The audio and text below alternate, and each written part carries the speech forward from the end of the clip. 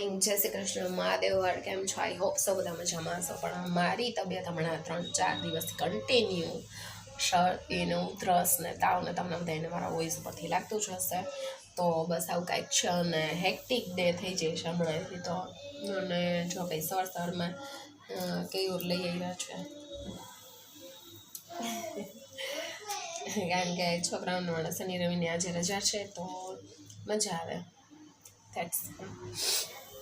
તો આપણે પીસ કરી લઈએ હવે આખું. તો મેં કીધું પીસ કરીને લઈ આવે ને ઘરે રામાયણ કરવા માટે બે તો આપણે લઈ લીધું છે ચપ્પુ અને જો ભાઈ આપણે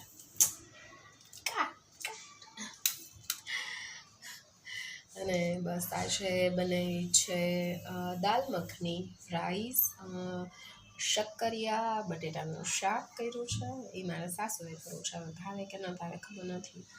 અને રોટલી, આવું કંઈક મેનુ છે.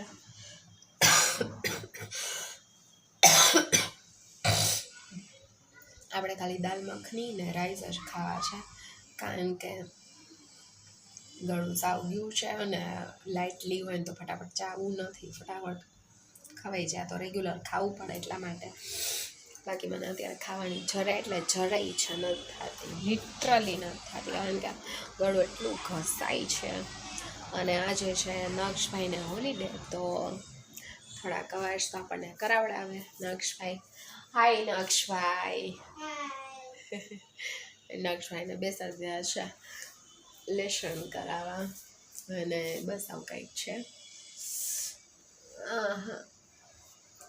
ગળું એટલું દુખે છે સદંતર. તમને કંઈ સજેસ્ટ કરો મને કે મારું ગળું સરસ થઈ જાય.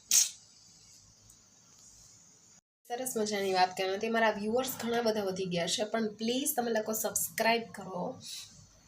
તમને જેવો હું વિડીયો મૂકો ને એવો તમે લોકોને ખબર પડી જાય. તો પ્લીઝ સબસ્ક્રાઈબ કરો મારી ચેનલને. લઈને આવ્યા છીએ ત્રિમંદિરે. આજા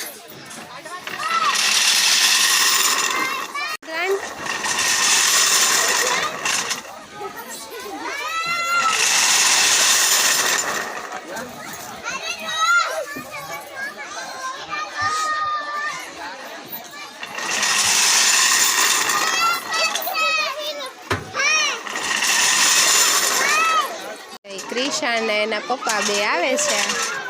ક્રિશુ